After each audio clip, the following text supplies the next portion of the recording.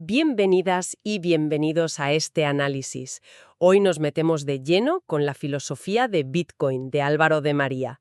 Es un texto, que lanza un desafío doble, diría yo. Sí, bastante directo además. Por un lado, cuestiona esa idea tan metida en la cabeza de que el dinero necesita sí o sí a una autoridad detrás. Y por otro, que el Estado sea la única forma posible de organizarnos políticamente. Vamos, que toca pilares. Exacto. Las fuentes nos dicen que el autor, que viene del mundo de la teoría del Estado y la filosofía del derecho, ve en Bitcoin y en eso que llama ciberespacio, pues herramientas para una posible criptocracia, una forma de actuar políticamente donde el Estado, lo tiene difícil para identificar a quién tiene enfrente. Claro, menciona incluso la Declaración de Independencia del Ciberespacio, de Barlow, como un referente. Sí, un manifiesto clave en esa línea. Y el punto de partida que plantea es como una crisis de fondo. Cita a Álvaro Dors, ¿no?, diciendo que la crisis de la moneda y la ley son síntomas. Síntomas de algo más gordo. Exacto, de una crisis del mundo moderno. Lo relaciona con esta sensación que tenemos hoy de incertidumbre. La compara con esa seguridad tan frágil que describía Stefan Zweig, ¿te acuerdas?, en El mundo de ayer. Uf, sí, qué bueno. Pues eso. La idea parece ser juzgar estas creencias que damos por sentadas, viendo si aguantan el tipo ante cosas nuevas como Bitcoin. Pues vamos a ello. Entremos en la primera parte. Repensar el dinero y la moneda. Vale. Una de las primeras ideas fuertes es la distinción entre dinero y moneda. Sí. Y propone algo curioso, ver el dinero no como un nombre, un sustantivo, Ajá. sino casi como una cualidad, un adjetivo. O sea, Que ciertas cosas son dinerarias porque tienen unas características. Se pueden dividir, son escasas, se transportan fácil, son líquidas, duran. claro, cualidades que las hacen útiles para intercambiar. Su función principal es esa, facilitar los intercambios entre nosotros. Y ahí mismo, mete el dedo en la llaga de la paradoja del dinero. ¿A qué te refieres? Pues a que socialmente a veces como que lo criticamos, ¿no? Porque saca a la luz intereses, enfría relaciones, pero vamos, que todo el mundo lo quiere. Sí, es universalmente deseado y necesario, claro. Y subraya que no es algo individualista, sino súper social. Es como un gran libro de cuentas de quién debe qué a quién. Un registro de intercambios, sí. Luego da el salto a la moneda, la forma concreta. Y aquí, desmonta un mito bastante extendido. El del trueque. Ese mismo. Dice que no hay pruebas sólidas de que el comercio empezara con el trueque puro y duro, que las primeras formas de dinero, conchas, metales, tenían un rollo más bien sagrado. Ligado a la riqueza como símbolo de poder, más que a la utilidad pura. Exacto. Y es fascinante cómo narra la aparición de la moneda acuñada allá en la Grecia antigua, Sí. que no fue una sola cosa, sino una convergencia. Varias tecnologías juntas. A ver. Pues mira, la metalurgia para hacer piezas iguales, la balanza para pesar y verificar, y el alfabeto para marcarla. Y la autoridad política detrás, ¿no? Validándola. Claro, eso fue clave. ¿Y el resultado? Pues que comerciar se hizo muchísimo más barato y fácil. El ágora se disparó. Pero que el texto también señala el lado oscuro de esa innovación. Ah, sí, el lado destructivo, como lo llama. Que se cargó, dice, las mercancías mágicas o sagradas de antes, como si la moneda estandarizada ya naciera con un gen desacralizador. Interesante punto. Y bueno, históricamente es evidente, ¿no? La moneda siempre pegada al poder. Imperios, estados, para cobrar impuestos, pagar ejércitos. Claro. Y la pregunta que deja ahí el autor es, ¿hemos tenido alguna innovación monetaria de verdad rompedora en 2000 años? ¿O hemos estado dando vueltas a lo mismo hasta ahora? Y ahí es donde conecta con hoy. Dice que la convergencia actual de tecnologías, Internet, globalización, informática, telecos, lo que él llama ciberespacio. Es lo que ha parido a Bitcoin. Justo. Y lanza la reflexión, si aquella innovación antigua fue tan disruptiva, ¿qué podemos esperar de esta? ¿Qué puede destruir o transformar Bitcoin? Aquí es donde encaja perfectamente la idea de Hayek. ¿La de desnacionalizar el dinero? Esa misma. Si el dinero es básicamente una mercancía útil con ciertas propiedades, ¿por qué narices tiene que tener el monopolio de crearla? Claro. Hayek ya lo cuestionó fuerte, sobre todo después del 71, cuando Nixon rompió lo que te daba del patrón oro. Ahí la idea de que el gobierno da valor al dinero, pues se tambaleó. El texto, de hecho, hace un repaso histórico diciendo que si miras la historia, los gobiernos más bien han fallado bastante en darnos buen dinero. Ya sea por meter la mano Inflación, manipulaciones... o pura competencia. Menciona hasta confiscaciones directas como la de Roosevelt con el oro en el 33. Uf, sí, la orden ejecutiva 6102. Tremendo. La conclusión de Hayek que recoge es demoledora. Que igual confiarles esto a los políticos no fue brillante. Cita una frase que viene a decir que el gobierno ya no tiene que garantizar la calidad del metal, como antes, sino decidir cuánto dinero crear. Y para eso son totalmente inadecuados. Exacto. Una vez que pones en duda esa creencia tan arraigada en la prerrogativa estatal, pues la base parece más frágil de lo que pensábamos, ¿no? Desde luego. Como decía Hayek, se abren caminos interesantes. Pues sí. Vale, pues hablemos ya de Bitcoin. El autor avisa, no es fácil acercarse. Genera rechazo, ¿verdad? Sí, como un rechazo instintivo. Primero, porque choca con esas creencias de las que hablábamos. Y segundo, porque es complejo de narices, toca muchas disciplinas. Lo compara con inventos gordos, la moneda, la pólvora, Internet. Ahí es nada. Dice que hay que currárselo, estudiarlo, para no quedarse en los tópicos. Los de siempre. Que es de frikis, que es una burbuja, que ya vendrá algo mejor, que lo van a prohibir y se acabó. Eso es. Y él lo presenta como una especie de, no sé, como una combinación de tres cosas potentes. A ver. Una, oro digital, pero mejorado, dice. Más fácil de dividir, de llevar, de comprobar. Vale. 2. Una supercontabilidad. Un libro de cuentas global, público, transparente e inmutable. Eso es la blockchain, ¿no? Imagina un libro digital compartido por miles de ordenadores, donde cada operación nueva se apunta en un bloque encadenado al anterior con criptografía. Imposible cambiar el pasado sin que todos se enteren y lo rechacen. Entendido. ¿Y la tercera? 3. Una nueva forma de propiedad. Gracias a Internet y la criptografía. Una propiedad que puede ser tuya de verdad.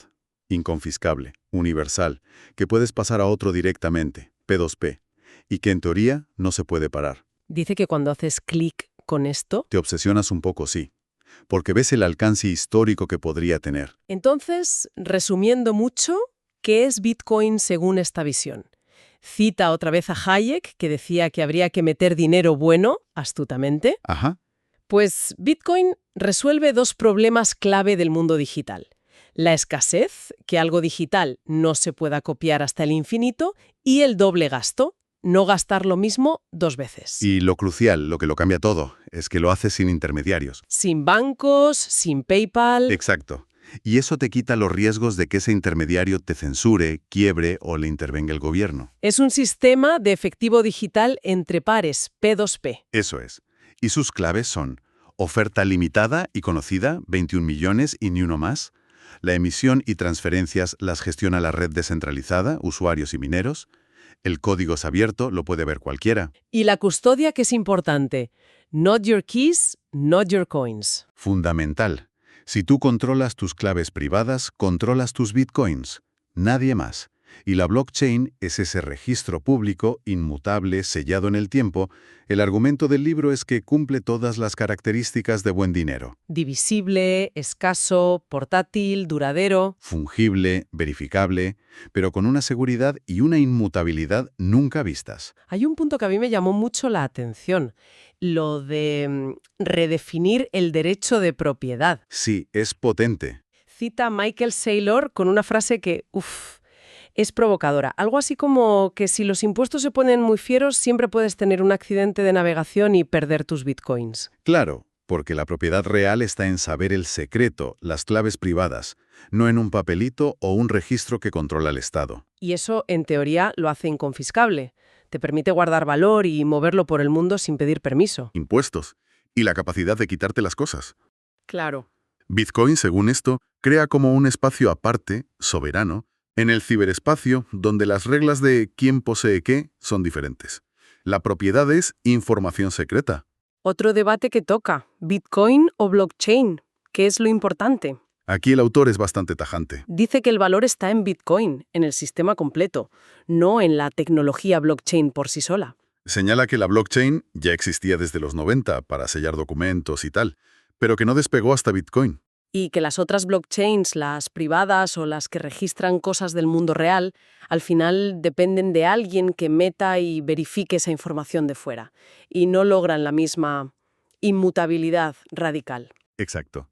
Y la clave de esa inmutabilidad, según explica citando a Emérito Quintana, es el proof of work, la prueba de trabajo. Que no es solo que se note si alguien manipula. No, no solo tamper-proof, es que sea imposible en la práctica hacerlo. Tamper-proof. ¿Y cómo? Pues obligando a los mineros a quemar una cantidad brutal de energía de electricidad para validar transacciones y añadirlas. La red siempre sigue la cadena que demuestra más trabajo acumulado, más gasto energético. O sea, que reescribir la historia costaría una barbaridad de energía. Más que toda la red junta, prácticamente imposible.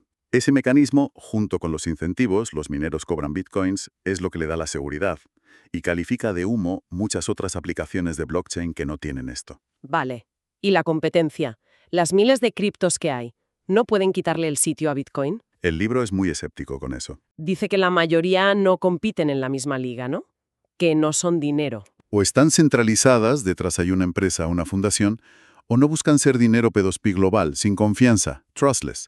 Son más bien, pues, proyectos, acciones digitales o directamente loterías. Además, apunta que, como Bitcoin es código abierto, si sale una mejora tecnológica buena, Ujú. se podría incorporar. ¿Y lo de que es lento para pagar el café? Dice que es una característica de seguridad de la capa base, para que sea descentralizada. Exacto.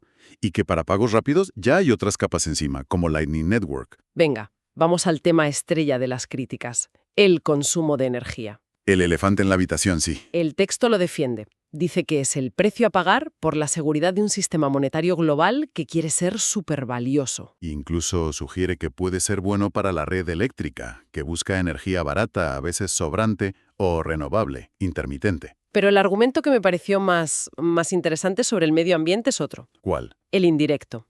Si Bitcoin es dinero duro, que tiende a valer más con el tiempo porque hay poco, Es deflacionario por naturaleza, sí. pues eso incentiva a ahorrar, invertir a largo plazo, en vez de gastar corriendo.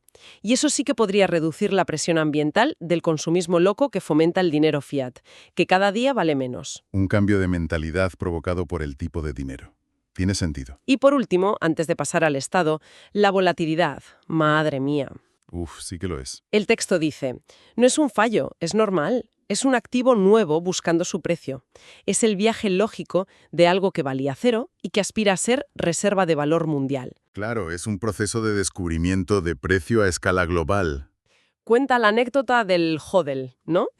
Que viene de un error al escribir hold, mantener, en un foro en plena caída. Sí, sí.